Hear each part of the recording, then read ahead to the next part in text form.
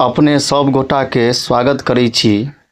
आइ हम अपराजिता नाम के जे पाठ है पाठ के देख जा रहल छी। तो चली अपना सब गोटे पाठ के संदर्भ में किछ अध्ययन करी। तो हिनकर लेखक जे छथि हिनकर नाम छनि राजकमल चौधरी। अपराजिता पाठक के लेखक के नाम की भेल तो राजकमल चौधरी। ई नाम याद राखब। हिनकर मूल नाम छनि मणिचंद्र नारायण चौधरी और लेखन कार्य जे ई करै छथि से राजकमल चौधरी नाम से। मूल नाम भ गेलनि मणिचंद्र नारायण चौधरी। हिनकर जन्म जे छनि 13 दिसंबर 1929 में भेल छनि। राजकमल चौधरी जी के जन्म कहिया भेल छनि? 13 दिसंबर 1929 के भेल छे। ई सब ध्यान राखब। जन्म स्थान हिनकर महिषी सहरसा छनि। महिषी के भगवती बहुत नामी छथिन, वह ठमा हिनकर जन्म स्थान छनि महिषी सहरसा। मृत्यु जे छनि हिनकर 19 जून 1967 ईस्वी के भेल छनि। राजकमल चौधरी के मृत्यु 19 जून 1967 ईस्वी में भेल छनि। ई सब चीज जे छे बहुत महत्वपूर्ण छे, एकरा सबके जे छे से ध्यान राखक चाही। जना कि कोन नाम से लिखे छलथि है तो राजकमल चौधरी के नाम से हिनकर मूल नाम की छनि तो मणिचंद्र नारायण चौधरी। जन्म कतऽ भेल छनि तो महिषी जे कि सहरसा जिला में पड़ै छे। जन्म 13 दिसंबर 1929 के भेल छनि। मृत्यु 19 जून 1967 ईस्वी के भेल छनि। तो अहाँ सब ई चीज के ध्यान राखब। और ई सब परीक्षा में पूछे छे। शिक्षा की सब प्राप्त केने छथि तो बीकॉम केने छथि। बीकॉम के परीक्षा पास केने छथि। बीकॉम केने छथि अर्थात कॉमर्स रख के पढ़ने रहथि। वृत्ति हिनकर पैसा की छलनि है? नौकरी पैसा। तो आरंभ में पटना सचिवालय में सेवारत रहथि। आरंभ में पटना सचिवालय में कार्य करैत रहथिन। हिनकर कृति जे छनि रचना जे कहबै से की सब छियै तो रचना जे छे से कहै छथि उपन्यास में छनि आदि कथा, आंदोलन एवं पाथर फूल। तीन टा हिनकर जे छनि से उपन्यास छनि। कौन कौन? आदि कथा, आंदोलन एवं पाथर फूल। ई 3 टा कथा छनि हिनकर। आदि कथा, आंदोलन एवं पाथर फूल। और कविता संग्रह छनि हिनकर स्वर्गंधा, कविताराज कमलक। 2 टा कविता संग्रह छनि, स्वर्गंधा, कविताराज कमलक।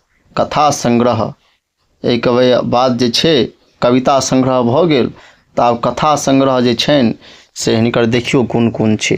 कहै छथि कथा संग्रह छे ललका पाग, एकटा चंपाकली और एकटा विषधर। एकटा चंपाकली, एकटा विषधर आदि। हिंदी भाषा में सेहो हिनक कथा, उपन्यास, कविताक अनेक पोथी प्रकाशित अछि। हिंदी भाषा के ई लेखक सेहो छथि और मैथिली में सेहो काज केने छथि। राजकमलक जीवन काल अत्यंत संक्षिप्त रहल, मुदा एतबे अंतराल में विभिन्न विधा में रचना को अपन मौलिक सृजनशील प्रतिभाक परिचय दऽ देलनि। राजकमल जी के जीवन काल जे छे बहुत संक्षिप्त रहलनि। 1929 में जन्म भेलनि और 1967 में हिनकर मृत्यु भ गेलनि। मात्र 38 साल के जिला। एहि में जे छथि से अपन प्रतिभा के छाप छोड़ के गेल छथि।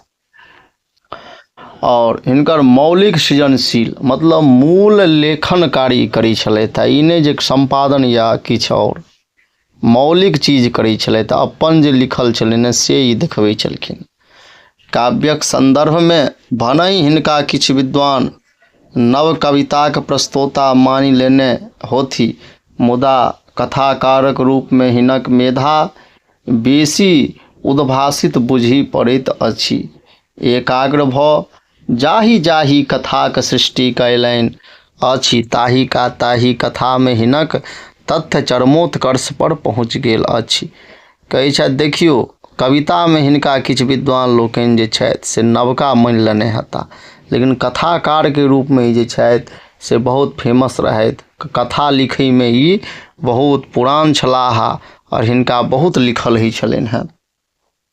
चरमोत्कर्ष पर मतलब परम जे छै, नीक जे होइ छै, सर्वश्रेष्ठ जे होइ छै, ओहि पर ई पहुँच गेल छलाह। ओही रचना सब में सामाजिक जीवन आचार विचार आ एहि रचना सब में की रहे तो सामाजिक जीवनक जे छै आचार विचार और संस्कार केना की होइ छै एहि संबंध में चर्चा कयल गेल रहे।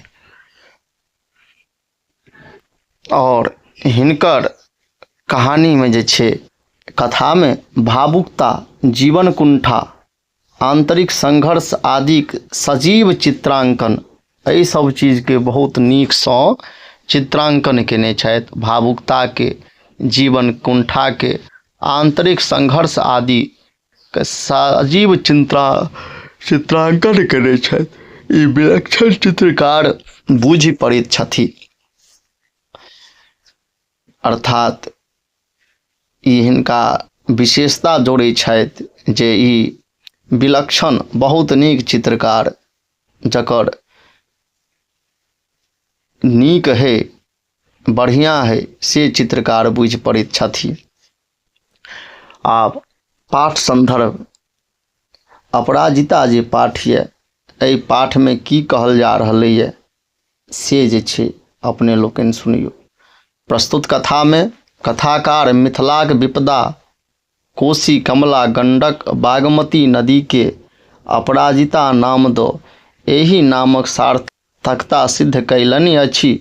21वीं शताब्दी के एही वैज्ञानिको युग में मिथिलाक नदी सब अपराजिते बनल अछि और मिथिलावासी बाढ़िक विपदा सँ अभिशप्त जीवन जीवा लेल बेबस छथि। तकर मार्मिक वर्णन एही कथा में भेल अछि। अर्थात कोसी कमला गंडक बागमती नदी जे छै कोना के अपराजिता बनि गेल छथि। वैज्ञानिको युग में जे छै मिथिलाक नदी सब अपराजिता बनल अछि और मिथिलावासी जे छै से बाढ़ि के विपदा सँ जे छै अभिशप्त छथि, शापित छथि आ जीवन जीवाक लेल विवश छथि।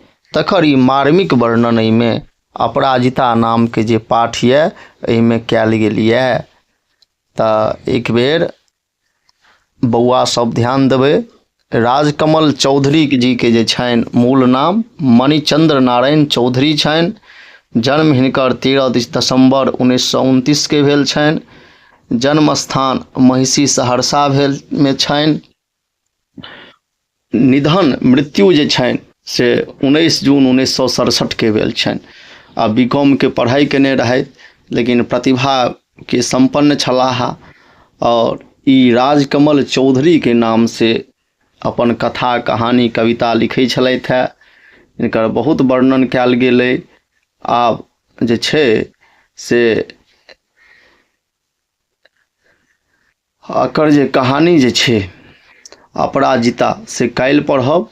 आइ जे छै इएह ठमा तक रहत। ताबत के लेल सब गोटे के नमस्कार, धन्यवाद।